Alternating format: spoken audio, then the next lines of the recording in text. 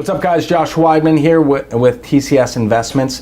In today's video, I want to talk to you about how to come up with a construction budget and eventually to hire a contractor. First and foremost, when you're coming up with a construction budget, keep in mind that you will always underestimate the cost.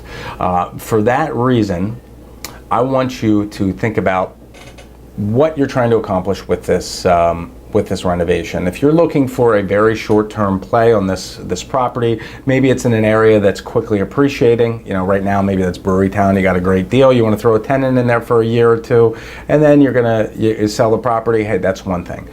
But if you're looking for a buy and hold property that's going to develop in value over time, is going to give you good cash flow, and frankly is going to be fewer headaches rather than more headaches, and you just want something that's going to operate as it should, you got to go into the analysis on the property first by thinking about what do I have to replace here that's going to expire in 10 years or less, right?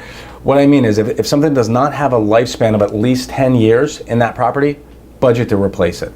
Roof, windows, heating system, plumbing, electrical system, HVAC, flooring, drywall, kitchens, bathrooms, the whole 9 yards. If it's not fairly new, budget to replace it. Now, when I first got into this business and I was wholesaling a lot of properties, I had never really done a lot of large-scale renovation. I've always figured, hey, I can do a heck of a lot with $25,000. Well, guess what? You can't do much with 25 grand these days. I go into a property, and typically on our rental grade areas and our traditional rental neighborhoods, we're spending about $40,000 in renovations on these properties. In areas that are up and coming or developing markets, that number jumps to $65,000 to $80,000 because we're looking for a little bit better finishes, a little more niche of a product, and we're looking for something that's more of a retail ready investment.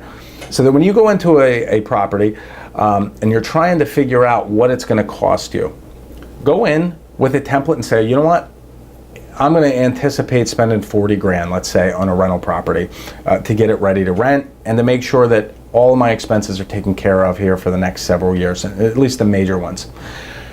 If you can get within shooting distance with the agent or the wholesaler that's selling the property, hey, now bring in a contractor and get a hard number.